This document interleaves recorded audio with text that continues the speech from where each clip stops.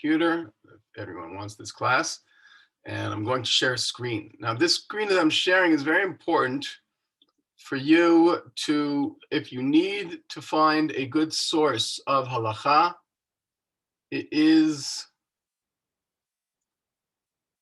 this website. It's in English as well.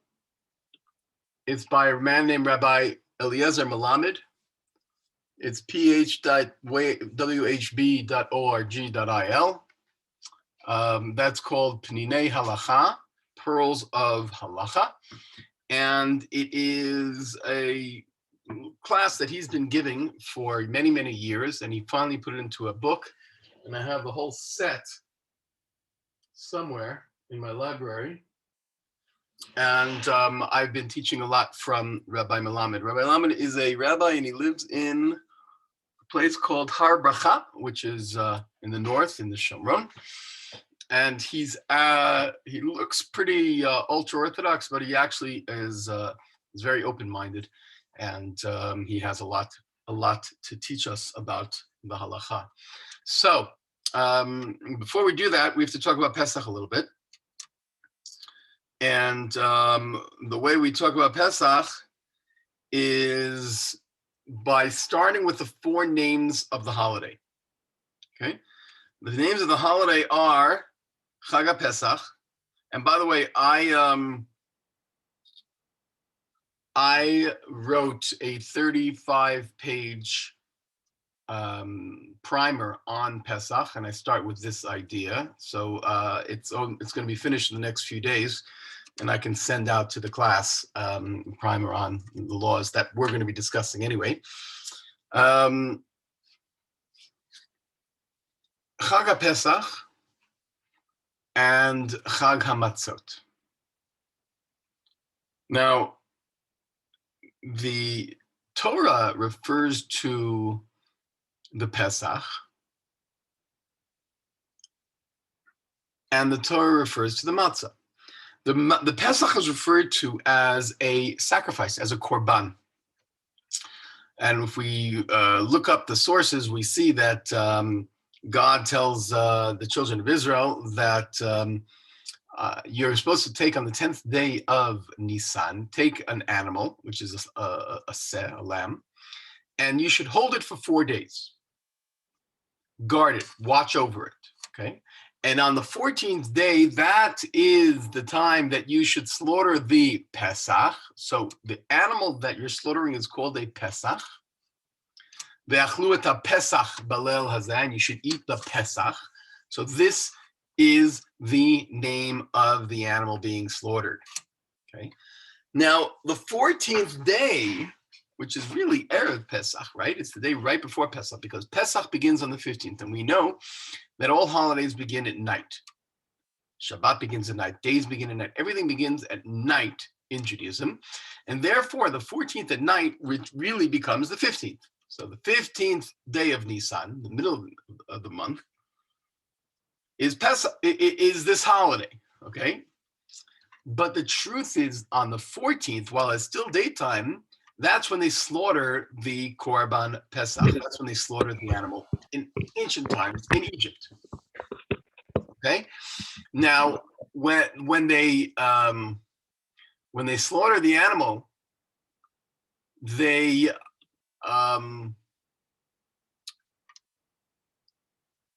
had to follow in the 12th chapter of Exodus. They had to follow a whole slew of laws which relate to how to slaughter this animal.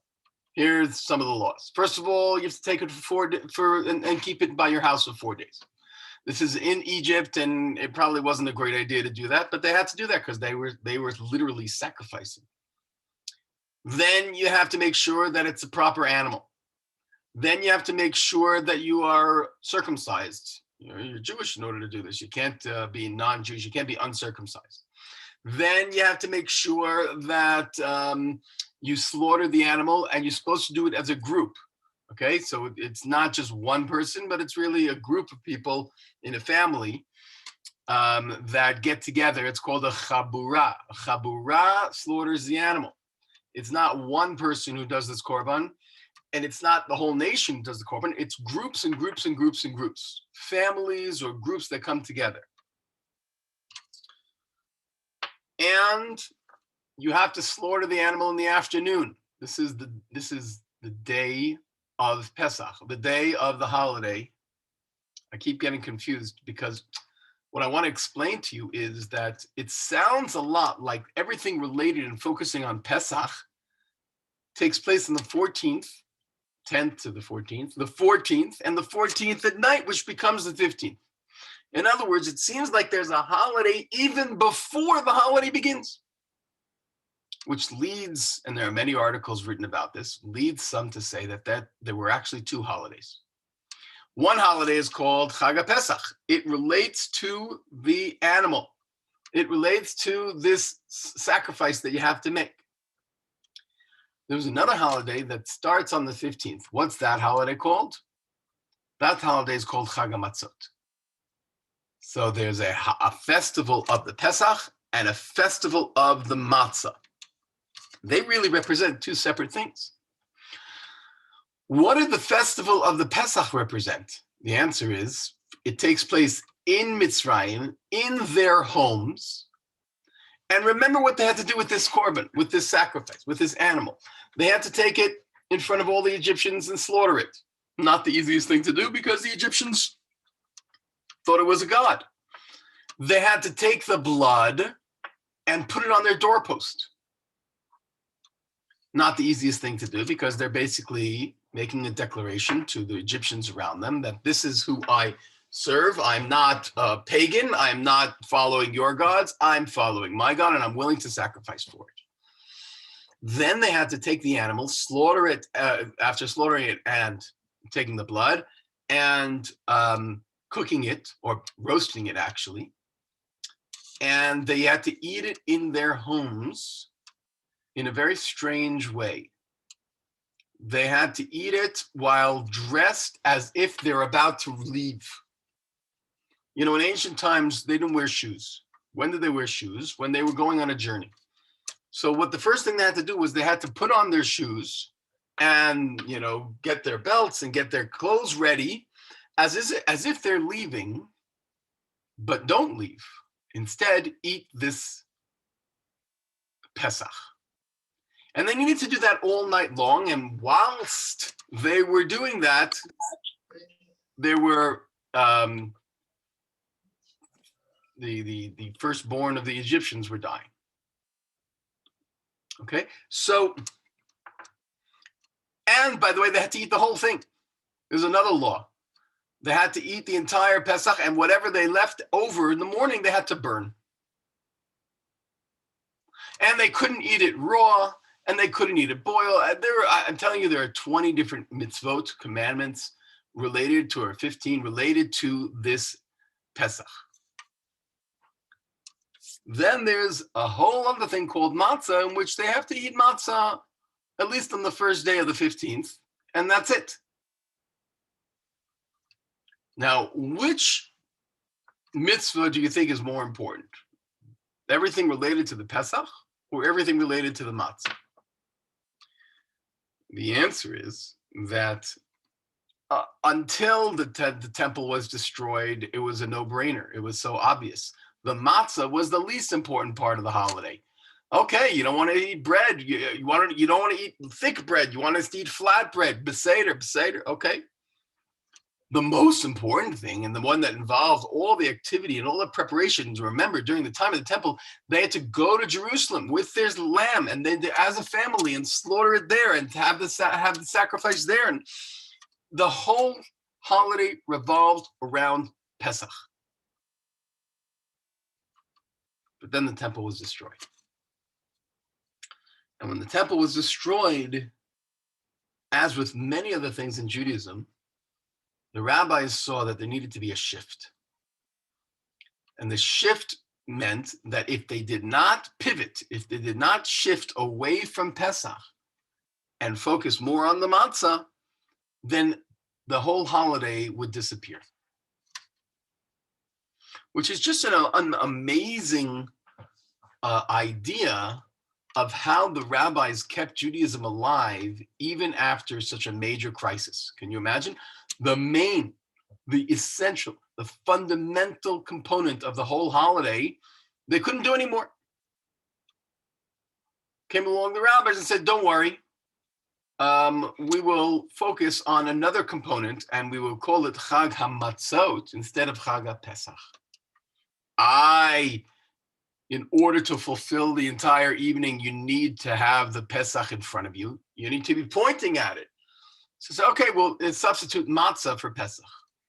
That's really what we do. Do you know what the afikomen is? The afikomen is what we eat at the end of the seder. What is it made of? So nowadays, if you've had one, you say, oh, we know that. That's when you eat the matzah. It's not the matzah. It's the Pesach Seder. It's the Pesach. It's the meat. But since we can't eat the meat at Afikomen anymore, so what we do is we substitute the matzah instead. So we are celebrating Pesach, but we're not really celebrating the ideal Pesach. The ideal Pesach is to be celebrated with the Korban Pesach. I want you to think about that for a second, because it's a rather fundamental idea in Judaism, in modern day Judaism. Modern day Judaism looks very different from the Judaism of thousands of years ago, which looks very different from the Judaism of the time of Egypt. And what we notice is that the way that we adapt is through a system where the rabbis realize at certain times there need to be a transition, not because we think it's a nice idea, but because there's a crisis. The crisis is there's no temple. Oh, if there's no temple, so then we need to pivot the focus of the holiday from Passover, from Pesach, to Chag HaMatzot, to the festival of matzah. And then the matzah takes on some of the meaning that the Pesach had. What did the Pesach represent? The Pesach represented sacrifice. The Pesach represented celebration. The Pesach represented family togetherness. It represented, but at the same time as you're celebrating, you're also about to leave, you're being rushed. Came along the rabbis and they say that's what the matzah represents as well. The Pesach was something that you looked at, you touched, you pointed at, and you explained some of the laws of the holiday. And the same they did for matzah. And then on the lower level, they did that for maror, and they did that for wine. What I want you to appreciate is the elasticity. Elasticity means the ability of Judaism and Jewish law to stretch. Now, it's got to be rooted. It's got to be guided by the rabbis. It can't go on its own. It can't be based on one person. It can't be based on some new idea that is not accepted, because then everything will be split. But it's for the rabbis of the post-Talmudic era, of the post-temple era, from the exilic time, to figure out how to create a proper memorial or celebration of this holiday when the main act is not there. This is what you need to know when you think of this holiday, that it has two names. The reason it has two names is because the main name, Chag HaPesach, is only now a faint memory. We, look at our Seder plate. We have three prominent matzahs. And then we have a piece of chicken, a leg of a chicken. and we say, oh, that's our Pesach. That's not a Pesach. It's the farthest you can imagine for a Pesach. A lamb that's roasted, spit in front of you, and you're looking at it, and you're saying, that's our meal, that's a barbecue, that's our dinner. That's what it's supposed to be. And came along the rabbis and said, you're not allowed to have that at the table anymore. Once the temple was destroyed and you can't offer the sacrifice, then you can't have it on your table. It'll be too confusing. And therefore, the matzah takes over as this at the center stage. We have 3 matzahs, and we uncover the matzahs, and we cover the matzahs, and we eat it at matzah, and we eat it at korech, and we eat it at afikomen. We eat the matzah 3 times because there's something lacking that we need to compensate for, and that is the Pesach. Okay? So I wanted to share that with you to realize that that there's something missing at our Seder table. And it's a reminder, really, that it's a reminder of several things. A reminder that we are not in a complete state of redemption. If we were completely redeemed, then we would have the Pesach the way it's supposed to be. By the way, it's possible to start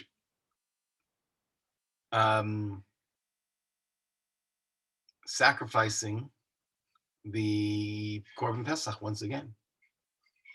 You don't need a temple to sacrifice them the Passover sacrifice. We can actually do it as the nation of Israel today, but go try and convince the Mishtara or the government or the whomever. I mean, it's a little complicated to say we're all going to descend upon the Temple Mount and make barbecues and then use that. It's just not practical. Now, maybe one day it will, and maybe one day it won't. But this is the reality, and the reality was 2,000 years of them saying we can't anymore. Comes along the rabbis and they say, okay, let's change the holiday. Or change is too much, right? Let's kind of shift. Let's shift the holiday. It's not only about getting a Pesach and eating that Pesach. It's really about, we'll add the matzahs and we will focus heavily on telling the story. Now it says in the Torah that you're supposed to tell the story, but it's probably, when you're having the barbecue, so you tell the stories and, it was easier. But when there's no Pesach, so the story becomes that much more important. The Mishnah tells us that we're supposed to tell, and the Torah, frankly, tells us that we're supposed to tell a story, and the Mishnah in Pesachim tells us what story it is. Let me show you what the story is. Hold on.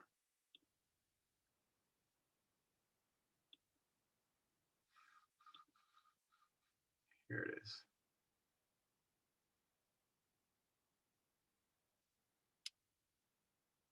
You know what? I'm getting ahead of myself.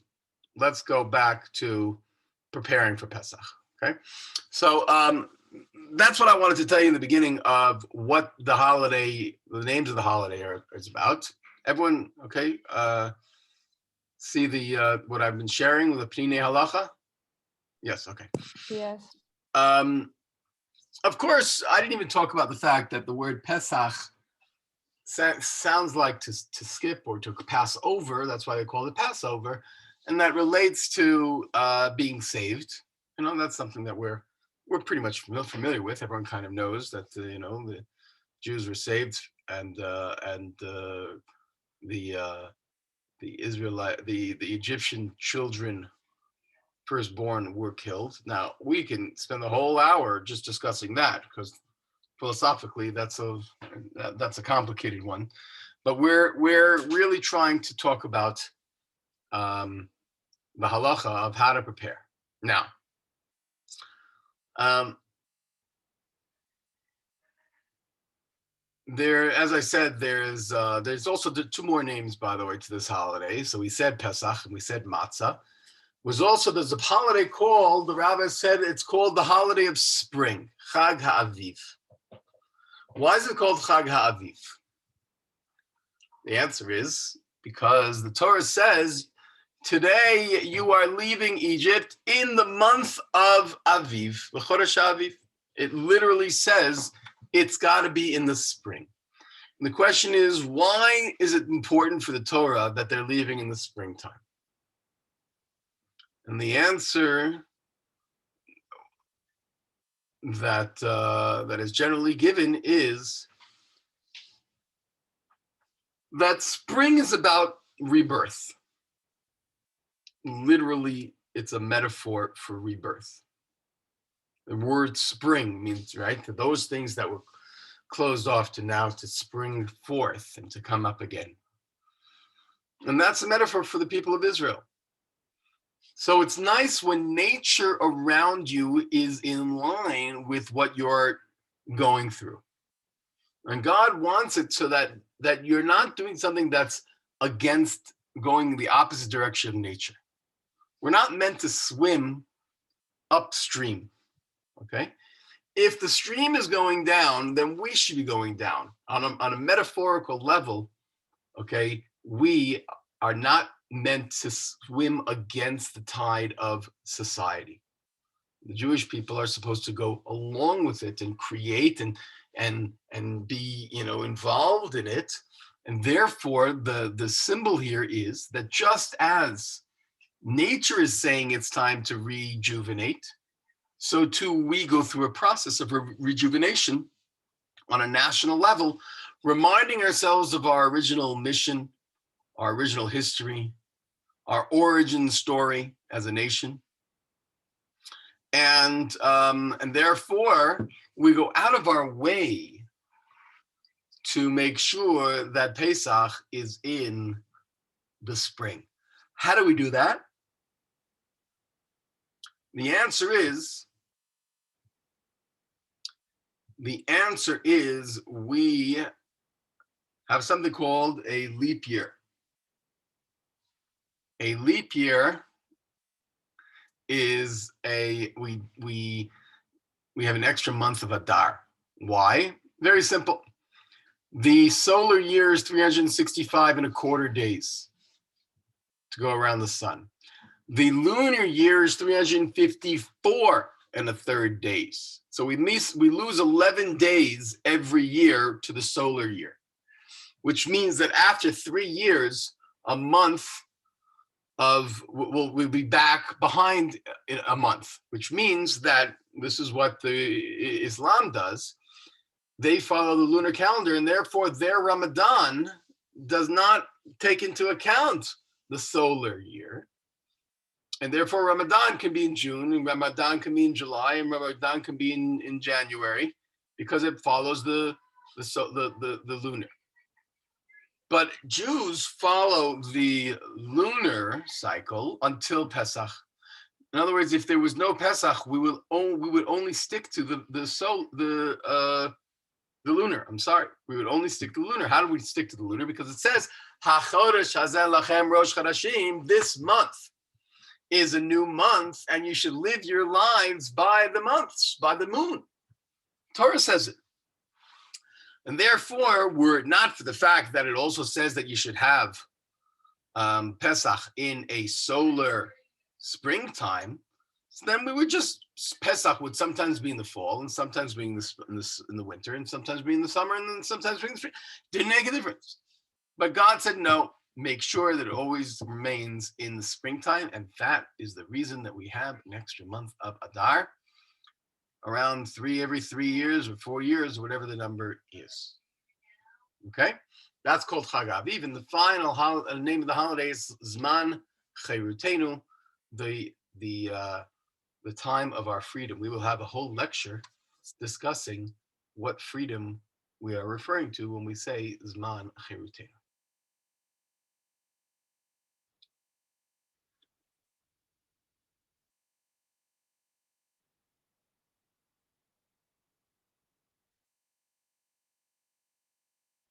Now, 1 second.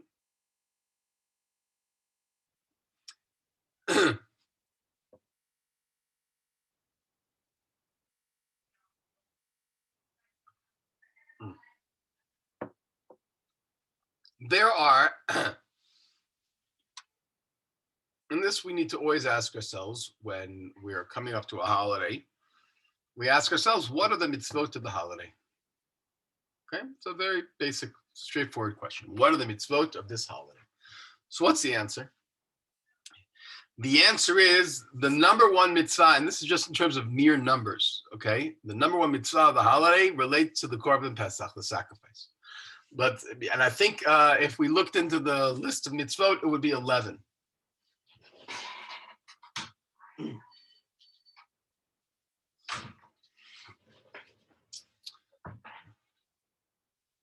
Mitzvot relating to the Korban Pesach, okay? Now, as I said, we don't have the Korban Pesach, and therefore, ignore that. What else are the mitzvot of the holiday? The answer is, there's a mitzvah called maca we're familiar with, okay? That's obvious. What else? Oh, now here, there's another mitzvah related to chamecem. Chamecem is the opposite of maca. Now, what's more important, chamecem or maca? It's an unfair question. What's more important, right? But if I asked you what's more important, chamecem or maca, I imagine you'd all tell me, well, maca is more important. Maca, the Torah says eat maca. The Torah says maca is the symbol. The Torah says it's, get rid of your chametz so that you can have just maca. It sounds like maca is the most important thing. And yet, there's one mitzvah to eat maca, and that's according to most, it occurs on the first day alone, or the first 2 days if you're outside of Israel. The rest of the days, you don't have to eat maca. There's no great mitzvah to eat maca on the 6th day of Pesach. You can't eat chametz, but you don't have to eat maca. Which means that the mitzvah, the all-important mitzvah of eating maca relates to only the seder, only the one day. And it's only one mitzvah. How many mitzvahs are there relating to chametz? 4. Number 1, you may not eat chametz. If you eat chametz, you will be cut off from the Jewish people. That's pretty strong. Number 2, you may not own chametz during this time. Number 3, you may not even see chametz belonging to you in this house. It's called balye, right? Balye, maca. 3 prohibitions. And the 4th one is a positive one, that you must burn the chametz. Let's think about that. The chametz seems to be only the preparation for the eating of the matzah. And yet there are 4 times as many laws related to chametz as there is related to matzah.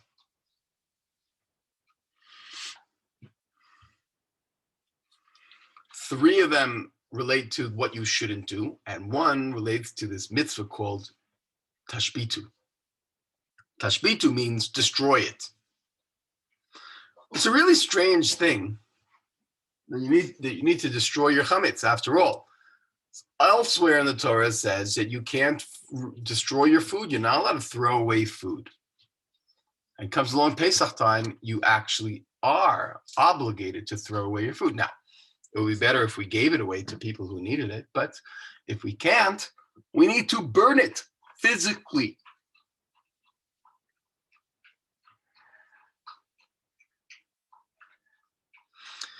Now, the Torah, in its infinite wisdom, doesn't explain why we need to do this about the chametz. It just says, get rid of the chametz.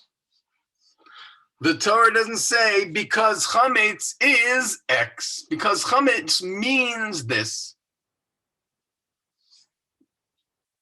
Why didn't the Torah tell us? I always wonder that.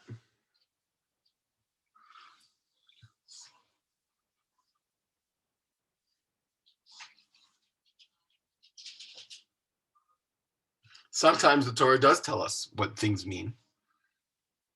For example, matzah. It says you eat the matzah, or because when you left Egypt, you were in too much of a rush, so you didn't have a chance to make chametz. It tells us, but it doesn't tell us about matzah. I'm sorry, it doesn't tell us about chametz. So I think the Torah is, and here, there are hundreds of interpretations. And I think the Torah sometimes wants to leave it open to our imagination what chametz represents. And in so doing, as I said, throughout history, there are many possibilities. Here's one possibility. Do you know who invented is a strong word, but they mastered the idea of bread? Who mastered the idea of making bread? You know who?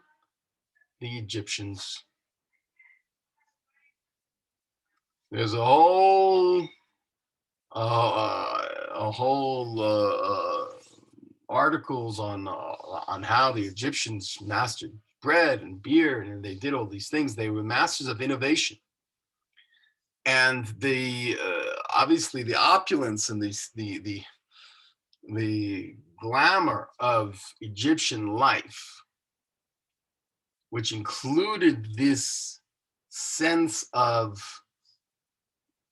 the bread, which takes its time to rise, which takes its time to grow, which takes its time to be in the best possible way, so for maximum benefit. That, on some level, represents Egypt. And therefore, it's very possible that it was perfectly understandable why the Israelites would have to get rid of the chamecem. Because the chamecem is the very antithesis of Israelites, the antithesis of their preparation to depart, their rush, their sense of being rushed in order to leave that pagan environment and to enter into that spiritual environment.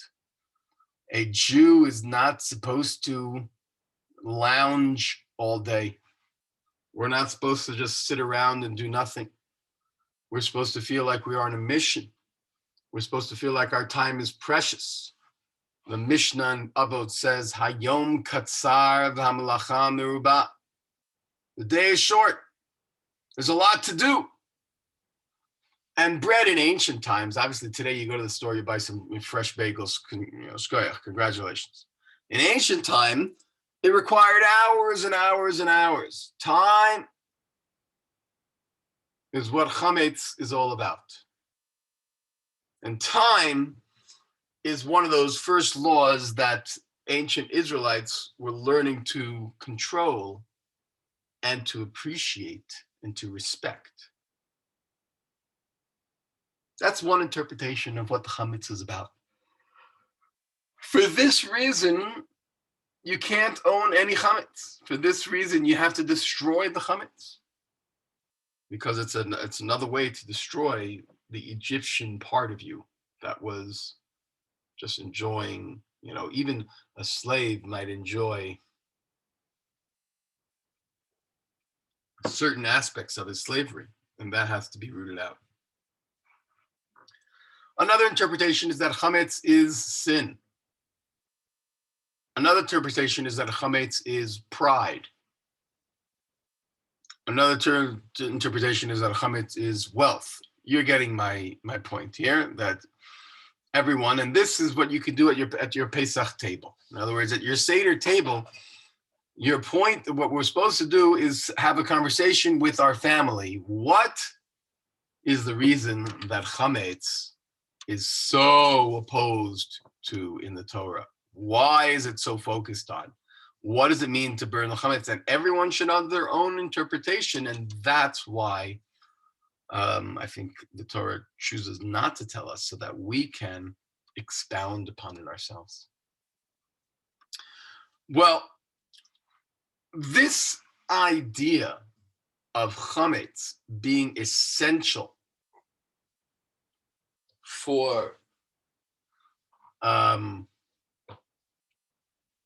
this idea of chametz being essential to get rid of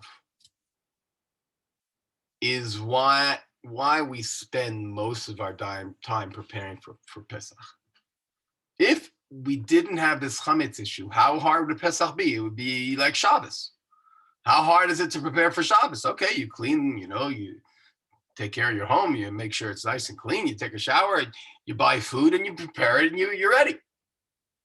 So why does it take us weeks to prepare for Pesach?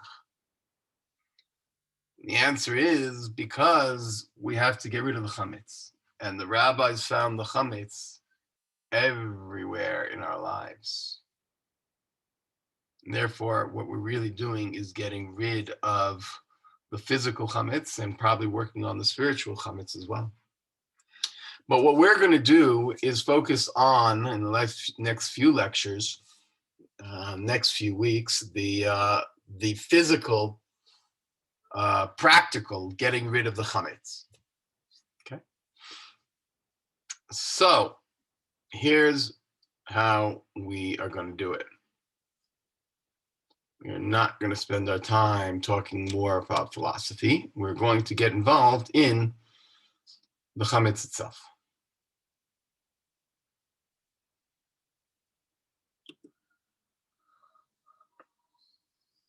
Okay.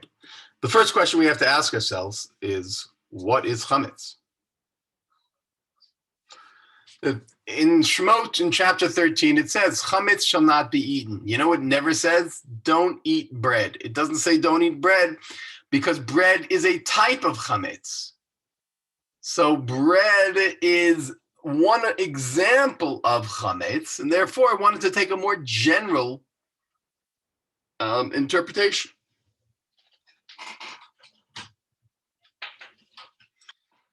So, what is chametz?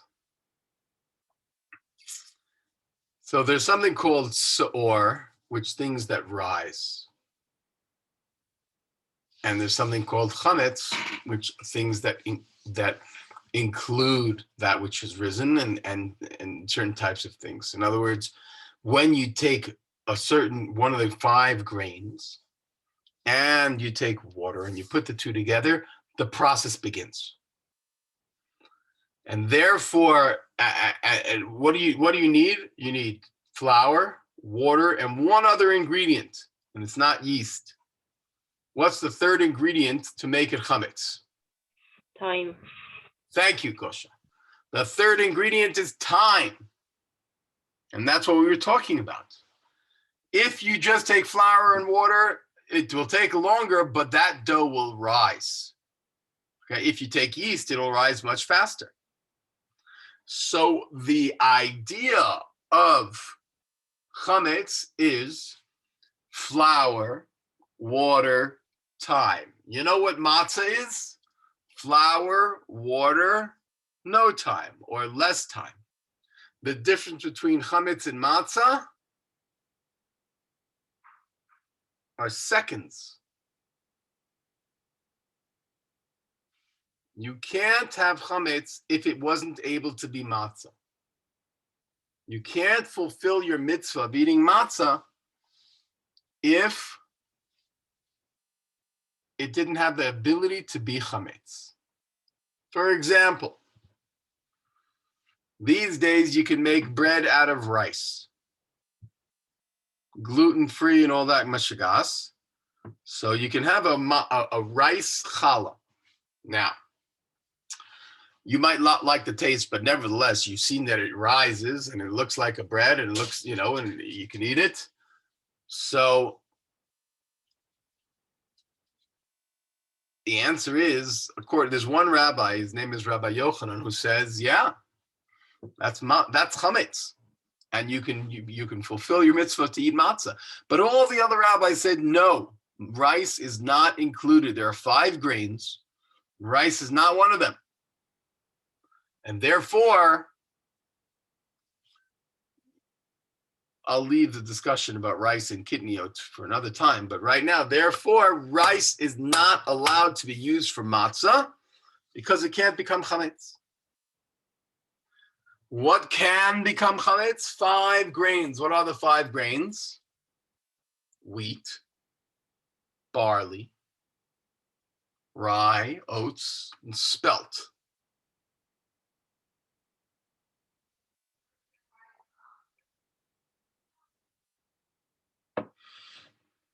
Now, these are the general, grains that have this ingredient, that have this protein, okay, that rises more than others. And for this reason, when these 5 are around, that process, the fermentation takes place when it's around water faster, and it rises, and it is a violation. And if you have that in your possession, these things that the dough ferments during Pesach, you are violating, even if you don't eat it, you are violating a biblical law called Bal Yirai. And Bal Yamatzeh too. Now, does it mean that you can't go to the supermarket and see someone else's chametz? No, you're allowed to see someone else's chametz, but you can't see your own chametz. And of course, if you eat this chametz, then you get the worst punishment of them all. And you don't fulfill the other mitzvah of burning the chametz. So there's a lot to say about these grains and about getting rid of the chametz. Okay. Now, leavening dough. He has a whole discussion here.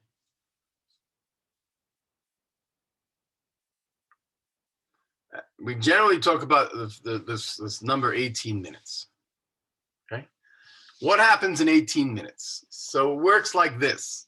And we in Efrat, there's a friend of mine who has a bakery, a matzah baking factory in his basement. And the days before Pesach, he turns it into a factory. Not a factory, I mean, he does it for family and friends. And everyone gets involved in this process. And it's a fascinating process. The dough, once the flour, once it gets mixed with the water, the time clock starts ticking. And we say that in 18 minutes, that becomes chametz.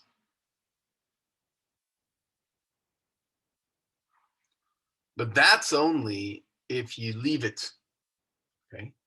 If, however, you start kneading it and you start working the dough, then you're actually, it doesn't start, the fermentation process doesn't happen until you leave it alone.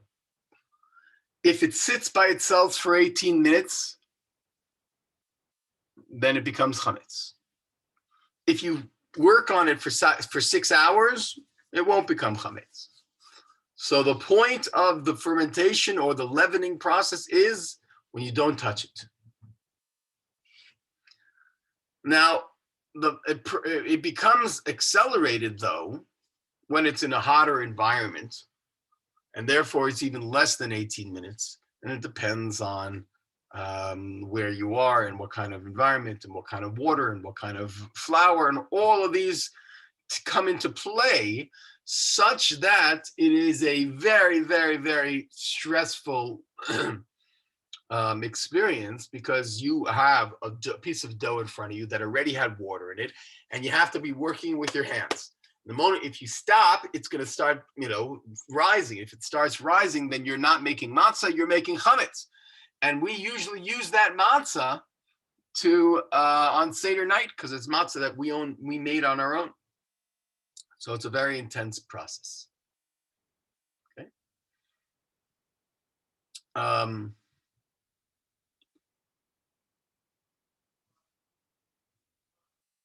There's something called chametz gamor, which means absolute chametz, that we went through that 18 minutes, and the food became edible, like it's going to be cooked and baked, and it's going to be delicious.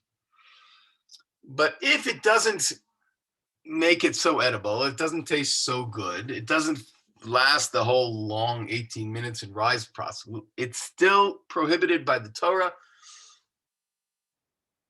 called chamecem nukshe. It is hardened chametz.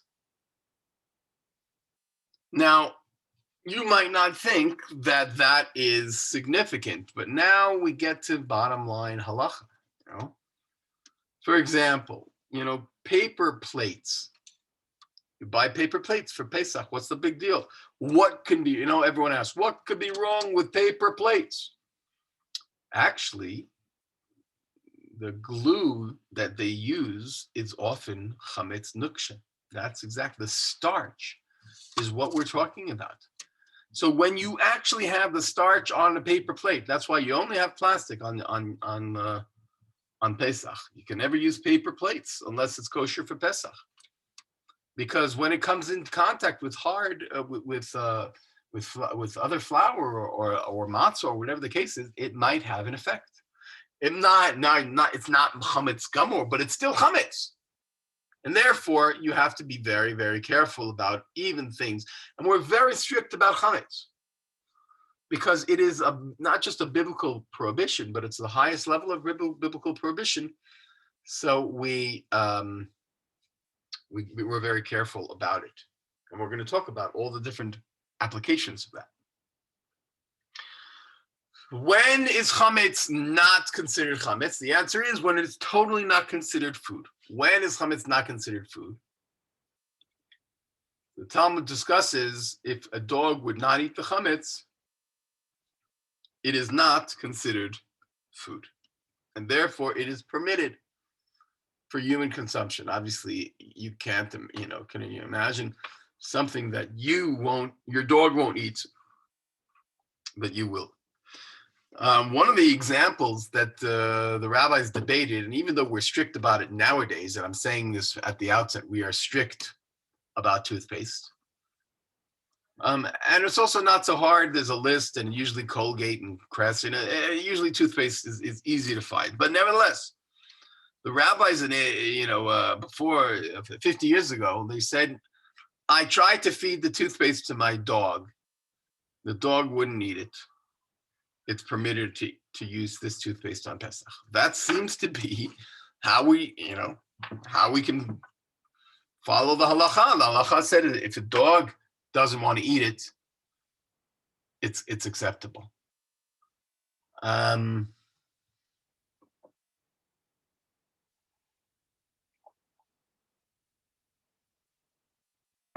If foods get spoiled to the point where a dog wouldn't eat it, not really, it's a long way off, then it is not considered chametz either. This is important for burning the chametz. We know that Erev Pesach, you have to burn the chametz. And we're not really good at burning things so well. You burn the top of it, and then the bottom of it is kind of still. It's hard to burn chametz. You need to go through a whole long process. Fear not. If you burnt it to the point where your dog will no longer eat it, it will be so spoiled, then it's already considered not chametz anymore. Now, what happens if there was never any rising? The dough never rose. Like let's say you take grains and you roast the grains. Sometimes cereals, they don't use water and they don't boil, they don't bake it, they just roast it.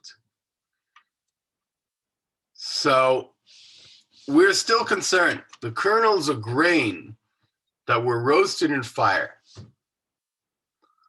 there's a concern that they originally had water and then they actually have chametz in them.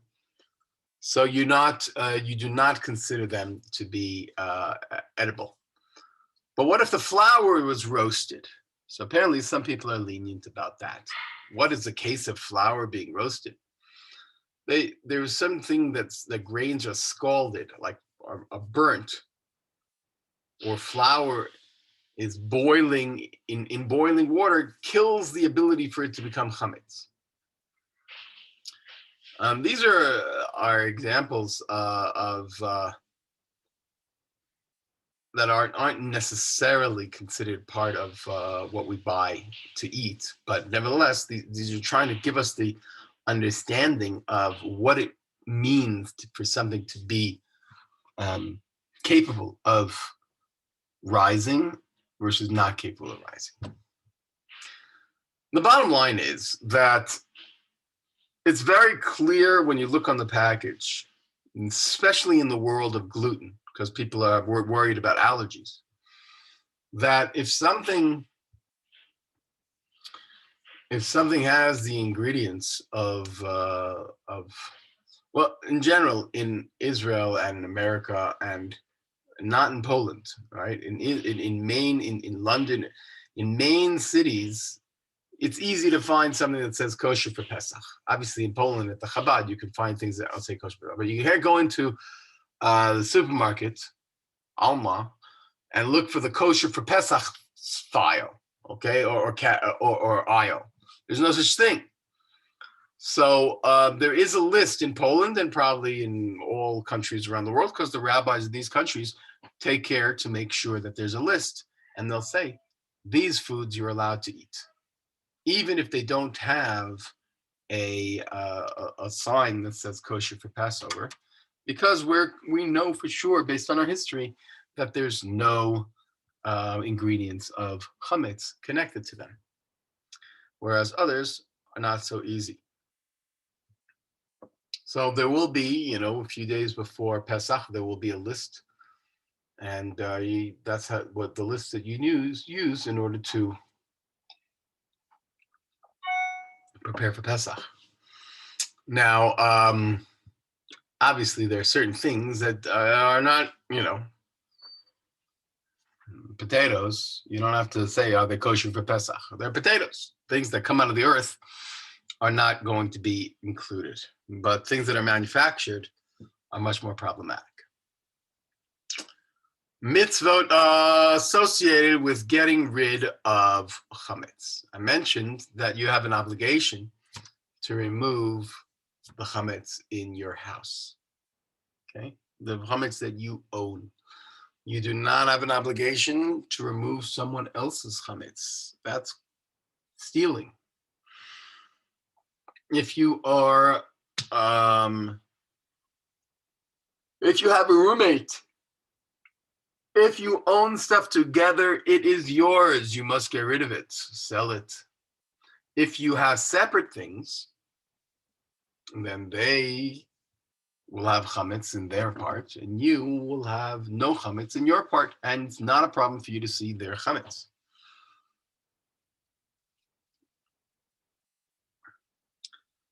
When do you have to get rid of the chametz? The rabbi said, and we talked about this earlier in the day, that the 14th is a special day. It does, the prohibition of chametz doesn't start on the 15th. It actually starts on the 14th at midday, but we actually push it two hours back. So by the 10th hour of the morning, not the 10th hour, the 10 o'clock in the morning, the 4th hour of the morning, you're no longer allowed to eat chametz. The prohibition of having benefit even from chametz applies. By the way, chametz is not about eating it only, and not about owning it, but also about getting any benefit from it. Therefore, this is a hard one. The dog food cannot be chametz. The dog food cannot be chametz. So they say, oh, but all the dog food, that's not true. There's plenty of dog food that's not chametz. Now, you don't necessarily, although when there's money to be made, obviously there's someone who's going to say, I have kosher for Pesach dog food, okay? You don't need to buy kosher for Pesach dog food. You need to buy dog food or cat food or fish food or whatever it is that is grain-free. That's it. Buy grain-free. Now, I'm not saying that you can do the same with yours. right? When it was with your food, you can't go to the store and say, oh, look, this says gluten-free, whatever. We're more strict than that because the way, and we'll discuss this, the way in which they prepare gluten-free stuff might be, on the same aisle that the bread was, and now they just, whatever the case might be. But the animals, as long as there's no grain, you're good to go. So you have to remove your chametz from your house by 10 o'clock in the morning. This year it's different, of course, because this year Pesach is on Saturday night, Sunday morning. And therefore, you have to do everything before Shabbat, as we will discuss. Okay.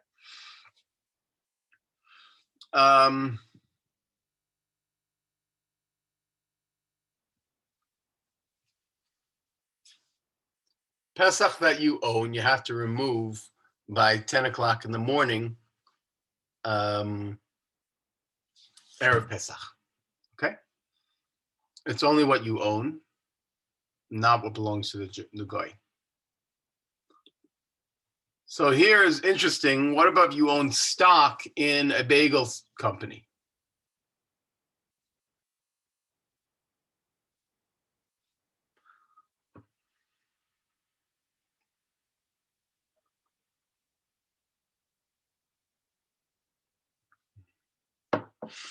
And the answer I think the rabbis gave is, to what extent do you have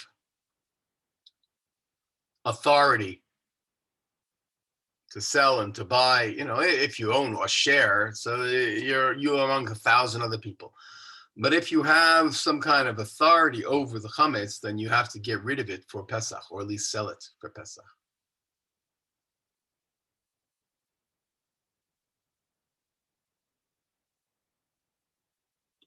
How do you get rid of your chametz? There are two ways to do it. One is by physically doing it, and the second is by saying something in order to get rid of it. Physically doing it means burn the chametz. The problem with burning the chametz is that you can't always find all the chametz, especially if you have kids. Kids take a bagel or a piece of a pretzel and they'll put it in the darndest places. In which case, you might end up violating owning chametz even without knowing it, and that's no good. So the rabbis came up with a way to get around that. It's called bitul. Bitul means you make a statement and declare that you no longer own your chametz. You're allowed to do that, actually.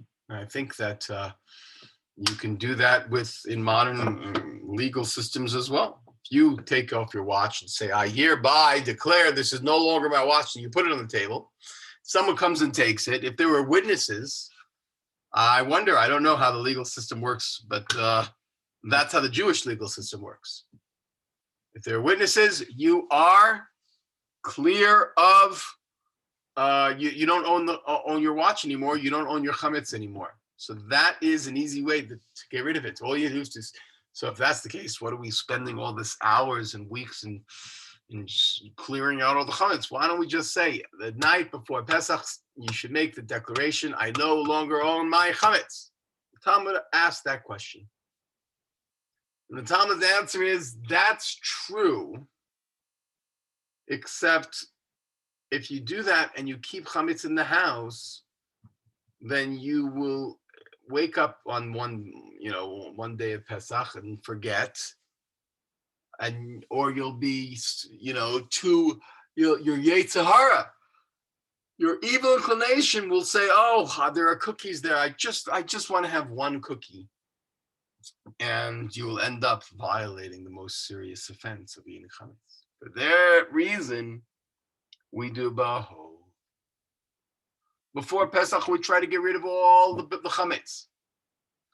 But in order to prevent against sinning on the chametz that we don't know, what we do is we also remove it from our minds.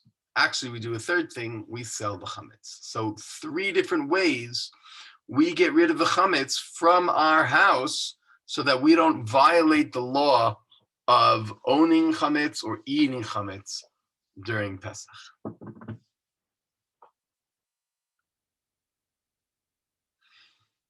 So how do we do this?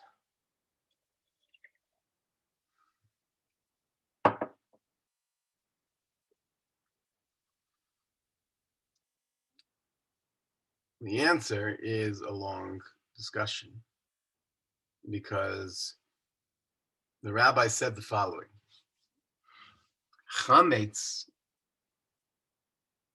is in the food that you eat, that's obvious, but also in the dishes that you cook with. That's and the plates that you eat on, that's less obvious. The reason is because in ancient times, the plates were made of pottery, and the pottery had cracks and holes. And therefore, it wasn't unheard of that some part of the food would end up going into the plates. And then the next time you heated up the plates, that food would come out, and then you'd end up eating chametz. This is the basis of all the laws of kashrut. If it weren't for this, it wouldn't be so hard. A few days before Pesach, you go around your house, you throw away all your chametz, you declare that it's no longer yours, and you're happy. Move on with your life. Start with maca. But since it might have gone into your dishes, and might have gone into your utensils, it might have gone into your pots and pans, it might have gone into your tables, it might have gone into your couches, it might have gone into your countertops. So then Pesach requires a lot of cleaning in order to remove the chametz, not only physically the bagel and the cookies, but also to remove it from the pots and pans. And that's what we're going to discuss.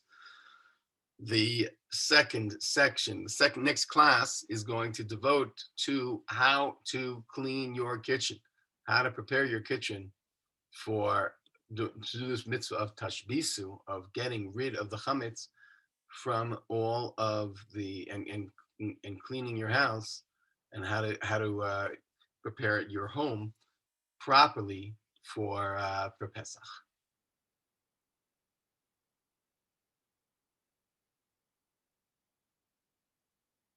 So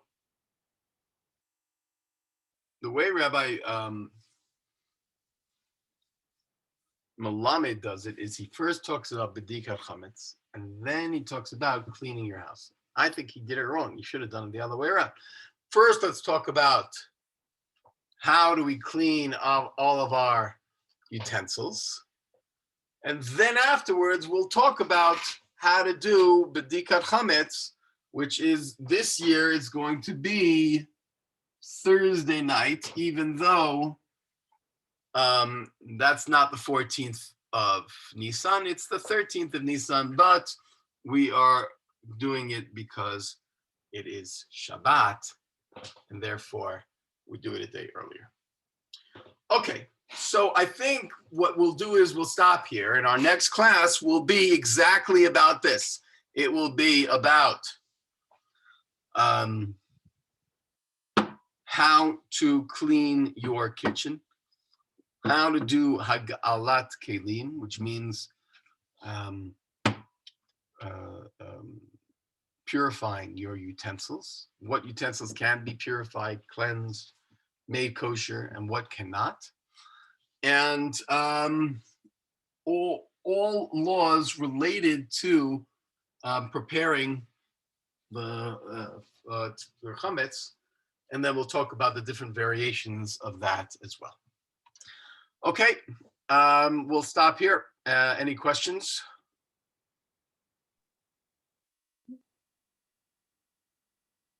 Not really. Not really. Okay, so then I wish you all a good night and a Shabbat Shalom, and I hope this was helpful and understandable. And we will, God willing, I will send out another WhatsApp maybe through Rabbi David or my questions, and we will continue learning next week. Thank you, Rabbi. Thank you very much. תודה רבה, שבת שלום. Shalom. לילה טוב, שלום. לילה טוב. Bye.